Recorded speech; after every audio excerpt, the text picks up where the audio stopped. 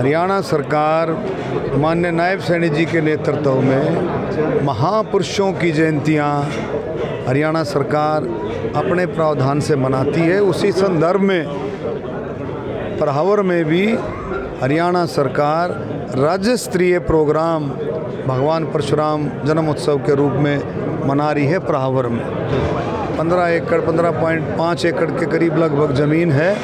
उसी ज़मीन में राज्य सरकार इस प्रोग्राम का आयोजन करी है, जिसमें मुख्य अतिथि के तौर पर माननीय मुख्यमंत्री नायब सिंह सैनी जी होंगे।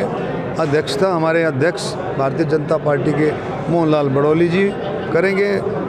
मंत्रिमंडल के सभी सदस्य, विधायकगण, केंद्र सरकार से जो है कई मंत्रीगण भी और राज्य दूसरे एडजेसेंट राज्यों के मंत्रीगण भी उसमें शामिल होंगे।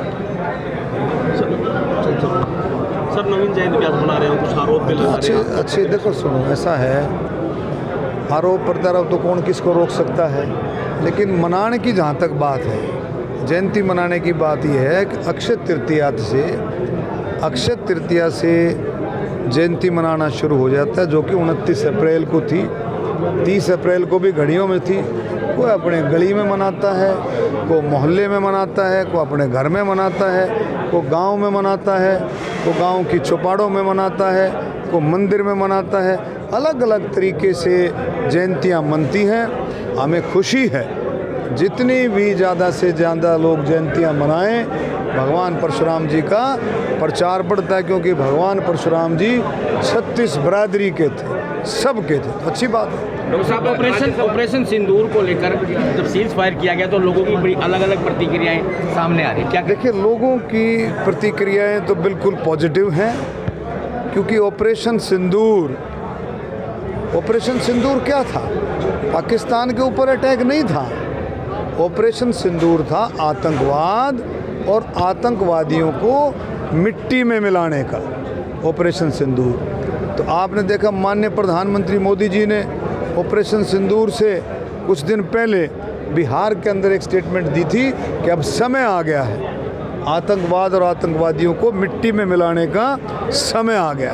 तो उसी के तहत जिस तरह से 22 तारीख की जो घटना की थी, पाकिस्तान ने जो घिनौनी घटना की थी, उसमें आतंकवादियों को और आतंकवाद के खिलाफ ही एक्शन था ऑपरेशन सिंदूर।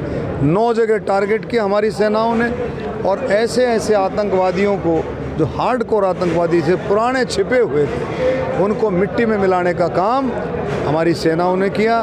और अब आप देखेंगे पूरा देश तिरंगामयी है, पूरा देश सड़कों पर है, पूरा देश सैनिकों के सम्मान में बाहर निकला है, और पूरा देश को इस बात का पता है कि जो एक्शन मोदी जी के नेतृत्व में सैनिकों ने लिया, ऐसा एक्शन कोई ले नहीं सकता हमारे सैनिक और मोदी जी का नेतृत्व। डॉक्टर साहब, राज्यसभा सांसद ने एक विवादित बयान दिया है रामचंद्र जागड़ा ने। देखो, ऐसा है ना, तो मैंने वो बयान सुना। रामचंद्र जी बड़े शाणे और बड़े सुलझे हुए जो है नेता हैं, और कई बार क्या होता है, कोई आदमी बयान देता भी है कोई बात, तो उसका भाव कुछ होता है, बयान देने का मतलब कुछ और भी निकाल लिया जाता है।